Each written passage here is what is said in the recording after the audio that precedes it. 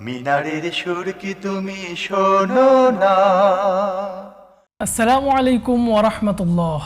আলহামদুলিল্লাহি রাব্বিল আলামিন ওয়াল আকিবাতু লিল মুত্তাকিন ওয়া আলা আলিহি ওয়া আসহাবিহি আজমাইন, আম্মা বাদ। সুপ্রিয় দর্শক, দূরেও কাছে বিশ্বের যে প্রান্ত থেকে দেখছেন, আপনাদেরকে স্বাগত জানিয়ে শুরু করছি আপনাদের প্রিয় চ্যানেল জিটিভির পর্দায় মাহে রমাদানের প্রাত্যহিক আয়োজন বিআরবি কেবলস নিবেদিত জিজ্ঞাসা ও জবাব অনুষ্ঠান, powered by BRB hospitals limited. আপনাদের সাথে পুরো অনুষ্ঠান জুড়ে আছি আমি মোহাম্মদ সাজিদুল ইসলাম। জীবন ঘনিষ্ঠ প্রশ্নের সরাসরি সমাধানমূলক অনুষ্ঠান জিজ্ঞাসা ও জবাব। আপনাদের করা নানা প্রশ্নের সরাসরি সমাধান দিতে আমাদের সাথে আজকে দেশবরেণ্য একজন ইসলামিক স্কলার উপস্থিত আছেন। আমাদের সাথে আছেন বাংলাদেশ ইসলামী বিশ্ববিদ্যালয়ের ইসলামিক স্টাডিজ বিভাগের সম্মানিত সহযোগী অধ্যাপক ডক্টর মুফতি আবু সাঈদ খান স্যার। আসসালামু আলাইকুম ওয়া রাহমাতুল্লাহ। ওয়ালাইকুম আসসালাম ওয়া রাহমাতুল্লাহ। স্যার কেমন আছেন? আলহামদুলিল্লাহ। সুপ্রিয় দর্শক, আপনাদের করা নানা প্রশ্নের সরাসরি সমাধান পেতে কল করুন স্ক্রিনে দেওয়া আমাদের নম্বরে। স্যার, আজকে 17 রমজান, ঐতিহাসিক বদর দিবস। তো আমাদের আজকের প্রাসঙ্গিক বিষয় হচ্ছে বদরের যুদ্ধের ঘটনা ও তাৎপর্য। জি স্যার, এই সম্পর্কে। আলহামদুলিল্লাহ রাব্বিল আলামিন ওয়াসসালাতু ওয়াসসালামু আলা আশরাফিল আমবিয়াই ওয়াল মুরসালিন ওয়া আলা আলিহি ওয়া আসহাবিহি আজমাইন। রাসূলুল্লাহ সাল্লাল্লাহু আলাইহি ওয়াসাল্লামের জীবনে সংগঠিত যে সকল আলোচিত এবং গুরুত্বপূর্ণ ঘটনাবলী, তোর মধ্যে একটি ঐতিহাসিক এবং সবচেয়ে গুরুত্বপূর্ণ এবং টার্নিং পয়েন্ট বলা যায়, যে তার ইসলামকে বিজয়ী শক্তি হিসেবে পৃথিবীতে প্রতিষ্ঠা করার যেই দাওয়াতি মিশন, এর একটা টার্নিং পয়েন্ট ছিল বদর যুদ্ধ। রাসূলুল্লাহ সাল্লাল্লাহু আলাইহি ওয়াসাল্লামকে মক্কায় কাফেররা অনেক কষ্ট দিয়েছে, সাহাবায়ে কেরামের উপর নানা নির্যাতন নিপীড়ন চালিয়েছে। শেষ পর্যন্ত দীর্ঘ 13 বছর রাসূলুল্লাহ সাল্লাল্লাহু আলাইহি ওয়াসাল্লাম মক্কায় দাওয়াতি কাজ করে এরপর মদিনায় হিজরত করেন। কিন্তু মদিনায়ও রাসূলুল্লাহ সাল্লাল্লাহু আলাইহি ওয়াসাল্লামকে সুস্থির শান্তিতে থাকতে আমাদের সাথে একজন দর্শক মক্কাবাসী সহ্য করে নাই। জি স্যার, আমরা শুনবো আপনার থেকে। আসসালামু আলাইকুম ওয়া রাহমাতুল্লাহ। দর্শক, আপনার পরিচয় দিয়ে প্রশ্ন করুন। হ্যালো, আসসালামু ওয়া রাহমাতুল্লাহ। আমি পঞ্চগড় থেকে বলছি। আমার দুটো প্রশ্ন, একটা হচ্ছে মেয়েরা যে হাতের মধ্যে নখ পালিশ দেয়, নীল পালিশ দেয়, সেটা দেওয়া যাবে কিনা? আরেকটা হচ্ছে ব্রু প্লাগ করে দেয়, এটা শরীয়ত বিধান কি? Bru plug. জি দর্শক, ধন্যবাদ। জি স্যার। তো এই কারণে মক্কাবাসীরা রাসূলুল্লাহ সাল্লাল্লাহু আলাইহি ওয়াসাল্লামকে মদিনায়ও শান্তিতে থাকতে দেয়নি। তো এভাবে প্রথম কিছু অভিযান ছোটোখাটো, আমরা সাধারণত জানি যে ইসলামের ইতিহাসে সবচেয়ে বড় যুদ্ধ হচ্ছে বদর যুদ্ধ, কিন্তু বদর যুদ্ধের আগেও প্রায় 6-7টা ছোটোখাটো কিন্তু যুদ্ধ হয়েছে, যেগুলো হলো সারিয়া বলা হয়। সারিয়ায় আবওয়া, উদ্যান, জুলুসাইরা, নাখলা, এরকম কয়েকটা যুদ্ধ কিন্তু সংগঠিত হয়েছে। তো ফলে এইগুলোর মধ্য দিয়ে আস্তে আস্তে মক্কার লোকজন মদিনার সীমান্তে আক্রমণ করত, আর মদিনায়ও রাসূলুল্লাহ সাল্লাল্লাহু আলাইহি ওয়াসাল্লাম সীমান্তে পাহারা বসিয়েছে। আমাদের সাথে আরেকজন দর্শক যুক্ত হচ্ছেন। আসসালামু আলাইকুম ওয়া রাহমাতুল্লাহ। দর্শক, আপনার পরিচয় দিয়ে প্রশ্ন করুন। ওয়ালাইকুম আসসালাম ওয়া রাহমাতুল্লাহ। আমার দুইটা প্রশ্ন। এক নাম্বার হলো যে রোজায় যদি কেউ ইচ্ছা করে রোজা ভঙ্গ করে, সেটা কাফারা চলে কিনা সে রোজার ক্ষেত্রে? জি। দ্বিতীয় নাম্বার প্রশ্ন হলো যে আমার একটা মেয়ে ছেলে সন্তান নেই, জি, আমার বাপের অংশ আছে কিনা অংশ আছে, এখান থেকে কি আমি কিছু অংশ মেয়েকে লিখে দিতে পারি কিনা? মানে আপনার একজন মেয়ে আর কোনো সন্তান নেই নাকি? না না, আমার কিনা অংশ থেকে কিছু অংশ মেয়েকে আমি লিখে দিতে পারি কিনা? এক্ষেত্রে আপনি চাচ্ছেন আপনার মেয়েকে সব সম্পদ দিয়ে দিতে, লিখে নাকি? না না না না, কিছু অংশ, সব কিছু অংশ, কিছু অংশ। জি জি, অল্প কিছু দিতে পারি কিনা? ঠিক আছে দর্শক, ধন্যবাদ। আমার কিনা অংশ থেকে। স্যার, আমাদের একজন দর্শকের প্রশ্ন ছিল যে মেয়েরা হাতে নীল পালিশ দেয়, এটা কি আসলে দেওয়া যাবে কিনা, বা এটা কোনো ক্ষতি হবে কিনা? নীল পালিশটা এটা একটা আবরণ, তো মেয়েরা দিতে কোনো অসুবিধা নাই, কিন্তু এখানে সমস্যাটা হচ্ছে যে উজু করার সময় ওই নখের ওই জায়গাটাতে পানি পৌঁছে না, এটা এক ধরনের আবরণ। তো ফলে নামাজের মাঝখানে এই সময়টার জন্য কিছুক্ষণের জন্য দিতে পারে, অথবা যে সময়টাতে মহিলাদের উপর নামাজ ফরজ থাকে না, এই সময়ে তারা ব্যবহার করতে পারে। আর এখন রিমুভার পাওয়া যায়, নেল পালিশ আবার রিমুভ করা যায় এক ধরনের পানি জাতীয়, এটা দিয়ে। স্যার, অনেক ক্ষেত্রে আছে এগুলো উঠে না, তো এক্ষেত্রে ওযু হবে? নেল পালিশ যেগুলো আবরণযুক্ত এগুলো এই রিমুভার দিয়ে উঠে যায় এবং ওগুলোর নেল পালিশ রিমুভারই বলা হয়। জি। তো এই জন্য ওই সময়টাতে ইউজ করতে পারে, যে সময়টাতে মহিলাদের উপরে নামাজ ফরজ থাকে না, ওই সময়টাতে সে ইউজ করতে পারে। অথবা একটা নামাজের বিরতির সময়, যেমন ফজর থেকে জোহর পর্যন্ত 4-5 ঘন্টা বিরতি আছে, এই সময়টার জন্য সে ইউজ করতে পারবে। অর্থাৎ এক কথা হলো তার উজুর পানি ওখানে পৌঁছানোর ব্যবস্থা থাকে। জি স্যার, আরেকজন দর্শক যুক্ত হচ্ছেন। আসসালামু আলাইকুম ওয়া রাহমাতুল্লাহ। দর্শক আপনার পরিচয় দিয়ে প্রশ্ন করুন। আসসালামু আলাইকুম হুজুর, মাসুম কুমিল্লা ধর্মপুর থেকে। জি জি। দুটি প্রশ্ন। প্রথম প্রশ্নটি হলো মায়ের পায়ের নিচে ব্যস্ত, মায়ের পায়ের নিচে যে ব্যস্ত হাদিস জি। নাফের শরীফ, এই হাদিসটি সম্পর্কে এর গুরুত্ব বলবেন। জি। আর দ্বিতীয় প্রশ্নটি পবিত্র কোরআন থেকে সূরা আম্বিয়া আয়াত 33 অধ্যায় 21, সূরা আম্বিয়া আয়াত 33, আল্লাহ তাআলা সৃষ্টি করিয়াছেন রাত এবং দিন, চন্দ্র এবং সূর্য, প্রত্যেকে নিজ কক্ষের চারিদিকে ঘুরে।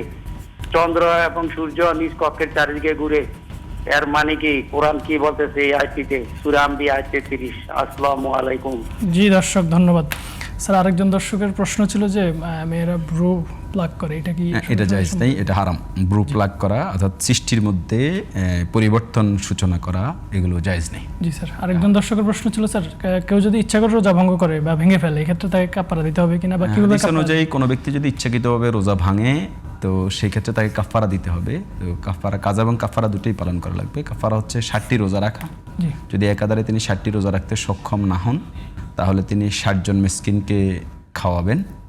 আর 60 জন মিসকিনকে যদি তিনি খাওয়াতেও না পারেন আর্থিক, তাহলে গোলাম আজাদ করবেন। এভাবে এই তিনটার যে কোনো একটা পালন করবেন। রসুল সাল্লাল্লাহু আলাইহি সাল্লামের কাছে এক সাহাবী এসে বলছে, ইন্নী ওয়াকাতু আলা জাওজাতি উমরাতি, আমি আমার স্ত্রীর সাথে মিলিত হয়ে গেছি, আমার রোজা ভেঙে গেছে, আমি কি করব? সহিহ বুখারীর হাদিস। আল্লাহ রসুল সাল্লাল্লাহু আলাইহি সাল্লাম তাকে গোলাম আজাদ করার কথা বলেন। তো তার কাছে কোনো গোলাম নেই। জি। তো তখন তাকে বলছে যে তুমি তাহলে 60 জন মিসকিনকে খাওয়াও, সেটাও তার সামর্থ্য নেই। তো পরে 60টি রোজা রাখো, বলছে শারীরিকভাবে এত দুর্বল, সে রোজা রাখতে পারবে না। তো কোনোটাই সে পালন করতে পারবে না। এই অবস্থায় রাসূলুল্লাহ সাল্লাল্লাহু আলাইহি ওয়াসাল্লামের কাছে খেজুরের একটা কাঁদি উপহার আসলো। রাসূলুল্লাহ সাল্লাল্লাহু তাকে দিয়ে বললেন যে এটা বন্টন করে দাও। তো সে বলল যে আমাদের সাথে আরেকজন দর্শক যুক্ত হচ্ছেন।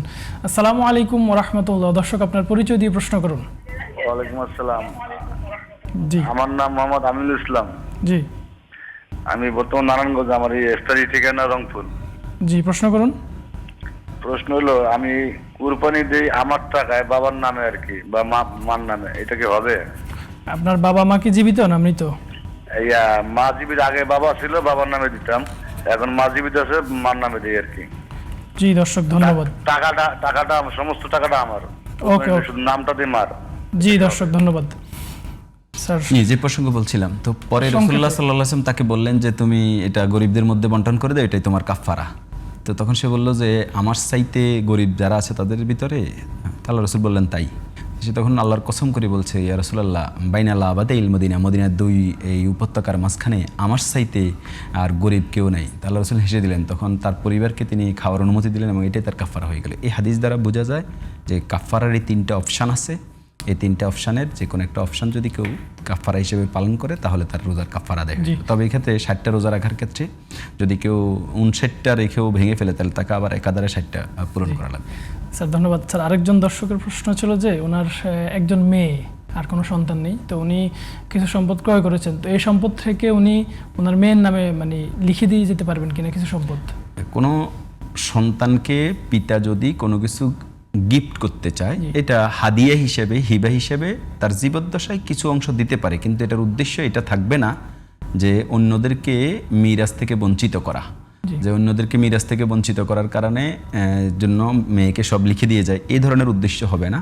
যেমন মেয়েকে যদি কেউ ফিক্সড ডিপোজিট করে দিয়ে যায় বা কিছু টাকা দিয়ে যায় বা কোনো একটা সম্পদ, ছোট একটা জমি যেটা খুব জরুরি, এটা হিবা হিসেবে, দান হিসেবে, গিফট হিসেবে দেয়, এতে খুব অসুবিধা হবে না, যেহেতু তার একটা মেয়ে। তবে যদি সন্তান বেশি থাকে তাহলে সবাইকে দেওয়া লাগবে। স্যার আরেকজন দর্শকের প্রশ্ন ছিল যে মায়ের পায়ের নিচে সন্তানের বেহেশত, এই সম্পর্কে উনি বিস্তারিত জানতে চেয়েছেন। মায়ের পায়ের নিচে সন্তানের বেহেশত, এটা এই হাদিসটি আল জান্নাতু তাহতা আকদামিল উম্মাহাত, এটার সনদ নিয়ে অনেক কথা আছে, তবে এটার অর্থ গ্রহণযোগ্য। মুহাদ্দিসদের মধ্যে একদল এটাকে গ্রহণযোগ্য হাদিস হিসেবে বলেছেন। এটার অর্থ হচ্ছে মূলত যে মায়ের পদতলে জান্নাত।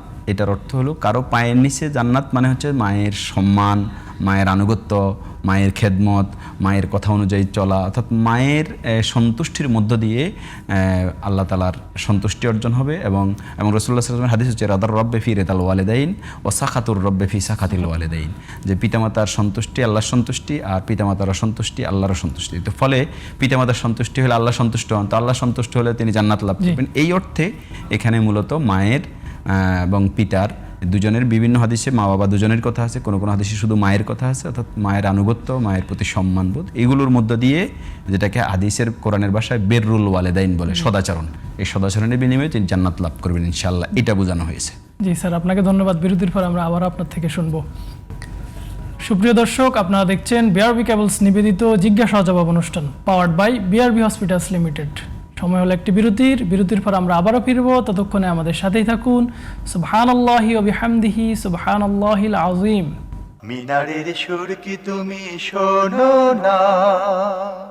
আসসালামু আলাইকুম ওয়া রাহমাতুল্লাহ। সুপ্রিয় দর্শক, বিরতির পর আবারও ফিরে এলাম। আপনারা দেখছেন জীবন ঘনিষ্ঠ প্রশ্নের সরাসরি সমাধানমূলক অনুষ্ঠান বিআরবি কেবলস নিবেদিত জিজ্ঞাসা জবাব, powered by BRB hospitals limited.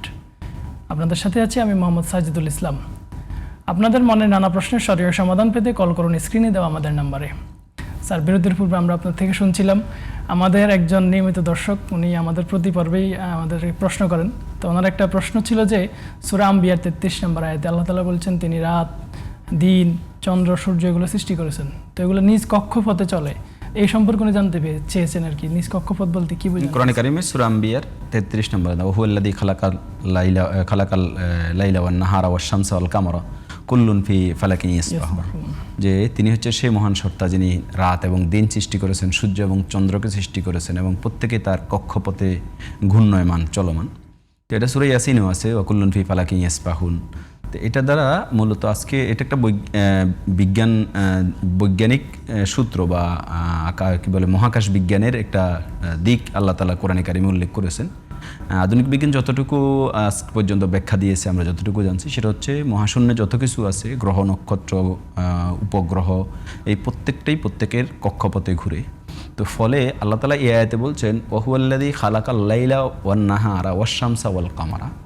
তো আল্লাহ তাআলা রাত সৃষ্টি করেছেন, দিন সৃষ্টি করেছেন, সূর্য সৃষ্টি করেছেন, চন্দ্র সৃষ্টি করেছেন, এবং প্রত্যেকে নিজ কক্ষপথে ঘুরে। এর দ্বারা বোঝা যায় সূর্য তার একটা কক্ষপথে ঘুরে, চন্দ্রও ঘুরে, এবং এর প্রেক্ষিতেই রাত দিন হয়। এবং আধুনিক বিজ্ঞান বলছে যে সূর্য তার নিজ কক্ষপথে ঘুরে, এবং পৃথিবী সূর্যের চতুর্দিকে ঘুরে, এবং এটার একটা আহ্নিক গতি আছে, একটা বার্ষিক গতি আছে। আহ্নিক গতির কারণে হচ্ছে রাত দিন হয়, আর বার্ষিক গতির কারণে আবহাওয়ার পরিবর্তন ঘটে, শীতকাল, গ্রীষ্মকাল, এগুলো বর্ষাকাল হয়, এবং দিনের এবং রাতের কিছু সময়ের কম বেশি হয়, যেমন কখনো রাত বড় শীতকালে, আবার গরমকালে দেখা যায় গ্রীষ্মকালে দিন বড়, এটা হয় বার্ষিক গতির কারণে। আর চন্দ্র পৃথিবীর চতুর্দিকে ঘুরে, তো ফলে রাতে চন্দ্রের আলো দেয়, এটা সূর্যের আলোর একটা রিফ্লেকশন চন্দ্রের উপরে পড়ে। তো এর দ্বারা কোরআনে কারিমের এই বর্ণনা দ্বারা বোঝা যাচ্ছে যে সূর্যও ঘুরে, চন্দ্রও ঘুরে, এবং এর প্রেক্ষিতেই রাত এবং দিন ঘটে।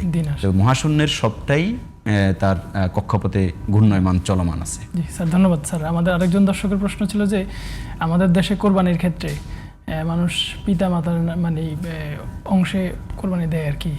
তো এক্ষেত্রে উনি জানতে চেয়েছেন যদি পিতামাতা মারা যায় বা পিতামাতার নামে দেওয়া যাবে কিনা, সম্পর্কে উনি জানতে চেয়েছেন। জি, পিতামাতার নামে কোরবানি দেয়া যাবে। যদি পিতা বা মাতা কেউ যদি মৃত্যুবরণ করে, তার নামেও কোরবানি দেয়া যাবে, তার পক্ষ থেকে কোরবানি দেওয়া যাবে। তবে এখানে একটা বিষয় হচ্ছে, পরিবারের যিনি আর্নার, যিনি উপার্জনকারী, তার উপরে কোরবানি ফরজ হয়, অর্থাৎ যিনি অর্থের মালিক তার উপরে কোরবানি ওয়াজিব হয়। যদিও কোরবানি ওয়াজিব বা সুন্নতে মুআক্কাদা এটা নিয়ে মতভেদ আছে, আমরা ওয়াজিব মতটাকেই প্রাধান্য দিই, কোরবানি ওয়াজিব। যার আর্থিক সামর্থ্য আছে তার উপরে কোরবানি ওয়াজিব। তো যিনি প্রশ্ন করেছেন তিনিই মনে হচ্ছে উপার্জনকারী এবং তিনি অর্থের মালিক। তো এই জন্য তিনি তার পক্ষ থেকে কোরবানি দিবেন। এরপরে তিনি সওয়াবের আশায় যদি তার বাবা মা এর পক্ষ থেকেও কোরবানি দেন অতিরিক্ত নফল হিসেবে, এটার জন্য তারা যদি জীবিত থাকে, জীবিত অবস্থাও তাদের একজনে যেহেতু টাকাটা উনি নিজেই সব টাকাতে পরিশোধ করেন, এতে কোনো অসুবিধা নেই। আর আমরা মনে করি এবং হানাফি মাযহাব অনুযায়ী মাইয়েতের পক্ষ থেকেও কোরবানি দেওয়া যায়। তার বাবা যদি মারা যায় বা মা মারা যায়, তাদের পক্ষ থেকেও যদি কোরবানি দেয়, এটা সওয়াবের নিয়তে তার বাবা মা এই কোরবানির সবটা পেয়ে যাবেন। আশা করি তিনি দিতে পারবেন। তবে শর্ত হচ্ছে তার উপরে কোরবানি ওয়াজিব, তার পক্ষ থেকে কোরবানিটা হওয়া বেশি জরুরি। এরপরে তিনি অতিরিক্ত যদি দিতে চান দিতে পারেন। জি স্যার, ধন্যবাদ। স্যার আমাদের গত পর্বে আমরা সময়ের স্বল্পতার কারণে একজন দর্শকের প্রশ্নের উত্তর দিতে পারিনি। তো ওনার প্রশ্ন ছিল যে পাকিস্তান এবং আফগানিস্তান দুটি মুসলিম রাষ্ট্র, তো তারা যে যুদ্ধ করছে এটা আসলে ইসলাম সমর্থন করে কিনা, মুসলিমে যুদ্ধ লিপ্ত হওয়া? দেখেন, মুসলমান এবং মুসলমানের সাথে যুদ্ধ জায়েজ নাই। ইসলামী শরীয়তে কোনো মুসলিমের সাথে যুদ্ধে লিপ্ত হবে না। কোরআন কারিমে আছে ওয়াইন তাইফাতানি মিনাল মুমিনিনা ক্বাতাতালু ফাআসলিহু বাইনাহুমা, যে তোমাদের এই দুটি দল মুমিনদের যদি যুদ্ধে লিপ্ত হয় তোমরা তাদের মধ্যে সুলহে বা সমাধান করে দাও। এজন্য বাকি মুসলিম রাষ্ট্রগুলোর, বাকি মুসলমানদের দায়িত্ব হচ্ছে তাদের মধ্যে এক্ষেত্রে সমঝোতা করিয়ে দেয়া। এই জন্য ইন্নামাল মুমিনুনা ইখওয়াতুন ফাআসলিহু বাইনা আখওয়াইকুম, মুসলমানরা তোমাদের পরস্পর ভাই ভাই, অতএব তোমরা তোমাদের ভাইদের মধ্যে সমাধান করে দাও, সমঝোতা করে দাও। এই জন্য মুসলিমের সাথে এটা অনাকাঙ্ক্ষিত। যদি পারস্পরিক এরকম মতদ্বৈততা থাকে আমরা আশা করব যে তারা সমঝোতার ভিত্তিতে এটাকে সমাধান করে নেবে, এবং বাকি মুসলিম বিশ্বের অন্যান্য রাষ্ট্রগুলোর প্রতি আমাদের উদাত্ত আহ্বান থাকবে তারা যেন এখানে দূত হিসেবে অথবা মধ্যস্থতাকারী হিসেবে এই মুসলমানদের ভাতৃঘাতী যুদ্ধ থেকে তাদেরকে বিরত রাখার ব্যাপারে সচেষ্ট হন। স্যার ধন্যবাদ। স্যার আরেকজন দর্শক যুক্ত হচ্ছেন। আসসালামু আলাইকুম ওয়া রাহমাতুল্লাহ। দর্শক আপনার পরিচয় দিয়ে প্রশ্ন করুন। হ্যালো। ওয়ালাইকুম আসসালাম। আসসালাম, আমি একজন রিটায়ার্ড লোক। তা ওই রাতের বেলায় করে আমি কোরআন শরীফ পড়ি, পাশাপাশি ওই যে বাংলাদেশ অর্থগুলো আছে না, এগুলা পড়ি। জি। কোরআন শরীফের 5টা জায়গায় আমি দেখলাম যে জান্নাতের হুরের কথা বলা আছে। কোন জায়গায় বলা আছে রমণী, কোন জায়গায় বলা আছে জান্নাতের হুর। এইটা আমাকে একটু ক্লিয়ার করে বলবেন যে দেখি এই জিনিসটি কি। জি দর্শক ধন্যবাদ। স্যার আমাদের একজন দর্শক জানতে চেয়েছেন পবিত্র কোরআনে হুর সম্পর্কে বলা হয়েছে, তো উনি হুর সম্পর্কে, হুর বলতে কি বোঝানো হয়েছে উনি বিস্তারিত জানতে চেয়েছেন। হুরুন ঈন কামসালিল লুলিল মাকনুন হুরুম মাকসুরাতুন ফিল খিয়াম, সূরা রহমানে আসছে। তো এটা দ্বারা হুর মানে হচ্ছে সঙ্গী বা নারী সঙ্গী, অর্থাৎ জান্নাতে যারা প্রবেশ করবে তাদের জন্য আল্লাহ তাআলা সঙ্গীর ব্যবস্থা করে দিবেন। তাদের কি বলে এটাকে জীবন সঙ্গী হিসেবে সেখানে তাদের মনোরঞ্জন, তাদের সাথে নিজের জীবনযাপন করার জন্য এরকম আল্লাহ তাআলা হুরদের সাথে জান্নাতীদের বিয়ে দিয়ে দিবেন। তো এই জন্য এটা তাদের জন্য হুরের ব্যবস্থা থাকবে। তো পার্থিব জীবনে যেরকম মানুষের নারী পুরুষের যে সম্পর্ক, নারী পুরুষের প্রতি একে অপরের আকর্ষণ, তো এই যে এই আকর্ষণের কারণে মানুষ যে তাদের ঘর সংসার এবং এই যে ভালোবাসা নিয়ে জীবন ধারণ করে, তো ফলে মানুষের প্রত্যাশা থাকে যে জান্নাতেও তারা যাতে এরকম পায়। সেজন্যই আল্লাহ তাআলা এই জান্নাতে জান্নাতীদের জন্য হুরের ব্যবস্থা করে রাখবেন। স্যার এক্ষেত্রে মানে দুনিয়াতে মনে করেন কারো যদি স্বামী স্ত্রী থাকে, মনে করেন স্বামী তার স্ত্রীকে পাবে কিনা বা স্ত্রী তার স্বামীকে পাবে কিনা? হ্যাঁ, যদি দুনিয়াতে স্বামী স্ত্রী দুজনেই জান্নাতি হয় তাহলে তারা সেখানে ওই জান্নাতে ওই স্ত্রীকেই পাবে এবং স্বামী তার স্ত্রীকেও পাবে, স্ত্রী তার স্বামীকেও পাবে। এবং পৃথিবীতে তো পরস্পরের মধ্যে হয়তো একটু মনোমালিন্য, দূরত্ব এগুলো থাকে, ওখানে আর এইগুলো থাকবে না। ওয়ানাযানা মা ফি কুলুবিহিম মিন গিল্লিন, আল্লাহ তাআলা বলছেন জান্নাতে যারা যাবে তাদের প্রত্যেকের অন্তর থেকে যাবতীয় হিংসা বিদ্বেষ আল্লাহ তাআলা তুলে নেবেন। তো ফলে সেখানে ওই হুর থাকার কারণে হাজব্যান্ডের প্রতি ওয়াইফের ওই ধরনের কোনো সতীনের যে মানে হিংসা বিদ্বেষ এই ধরনের মেন্টালিটি থাকবে না, বরং সেটাকে সে এনজয় করবে। কারণ পারস্পরিক তখন সেখানে পরস্পরের সাথে যে হিংসা বিদ্বেষ, পরশ্রীকাতরতা এগুলো থাকবে না হৃদয়ে। এটা আল্লাহ তাআলা বের করে নেবেন জান্নাতীদের। স্যার আরেকজন দর্শকের প্রশ্ন ছিল যে উনি এক ফিরের মুরিদ, তো ফিরিরা সাধারণত ওদের কেরামতি বুঝায় যে উনি কারোর সাথে কথা বলছেন মোবাইল ছাড়া বা সামনে উপস্থিত থাকা ছাড়া উনি কথা বলছেন। তো এক্ষেত্রে ওই ফির আবার তাকে নামাজ পড়তে দেয় না, রোজা রাখতে দেয় না। তো এক্ষেত্রে আসলে এটা কি শরীয়ত সম্মত? তিনি ইসলামের ভিতরে এই ধরনের কোনো দেখেন, পীর অদৃশ্যভাবে পীর শব্দটা একটা ফার্সি, এটা দ্বারা মুরব্বী বা যাকে অনুসরণ করা হয়, যার কথা শোনা হয়, নির্দেশনা শোনা হয়, এরকম ব্যক্তিকে বোঝায়। তো এটা আমাদের দেশে ওস্তাদ বা শিক্ষক তুল্য। তো এরকম কাউকে পীর হিসেবে ততক্ষণ পর্যন্তই নেওয়া যাবে যে তিনি আমাকে শরীয়তের নির্দেশনাগুলোকে উৎসাহিত করবেন পালন করার ক্ষেত্রে। উনি যে প্রসঙ্গে বলছেন প্রশ্নে যে তাকে নামাজ পড়তে দেয় না, রোজা রাখতে দেয় না, এর দ্বারাই বোঝা যাচ্ছে যে এই পীরটা, পীরের যে মাকাম, যে সম্মানের জায়গাটা, সেটা তিনি নিজেই নষ্ট করেছেন এবং এটা পথভ্রষ্টতা বোঝায়।